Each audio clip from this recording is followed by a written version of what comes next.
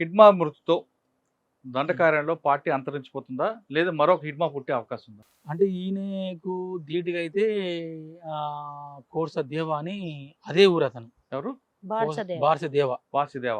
అదే ఊరు అతను, అదే మిలిటరీ లైన్లో ఉన్న వ్యక్తి ఒక ఆయన ఆల్రెడీ ఉన్నాడు. ఉమ్, ఒకవేళ వస్తే ఆయన రావచ్చు. ఉమ్. మొత్తంగా అంటే ఇప్పుడు పార్టీ అంటే హిడ్మా మృతి కాకుండా మల్లోజ్ వేణుగోపాల్ గారు కానీ లేదా ఆశన్న వీళ్ళందరూ సరెండర్ అయిపోతున్నారు. వాళ్ళు సరెండర్ అవ్వడం కాకుండా దాదాపు 200 మంది 300 మంది తీసుకొచ్చేస్తున్నారు బయటికి. మన ఇటీవల తెలంగాణ కూడా అయింది. ఇంకా దేవ్జీ తిప్పర్ తిరుపతి, ఇంకా లోపల ఉంది కూడా మళ్ళా రాజారెడ్డి గారు లేదా ముప్పాల లక్ష్మణరావు గారు, లేదంటే ముప్పిడి సాంబయ్య, ముప్పటి సాంబయ్య, జంగుద తరళపల్లి ఆయన ఒకరు ముప్పటి సాంబయ్య వచ్చినట్టున్నారు కదా.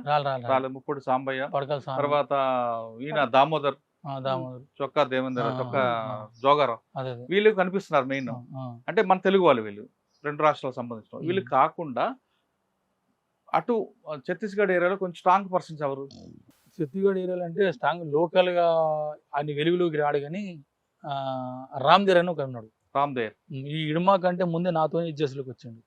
ఆయన మిలిటరీ డీకే మిలిటరీ కమిషనర్ ఇన్ఛార్జ్ ఉండే. రామ్దేవ్ రామ్దేవ్ అలియాస్ ఇంటి పేరు తెలియదు కానీ ఎక్కడ ఛత్తీస్గఢ్ బస్తారా?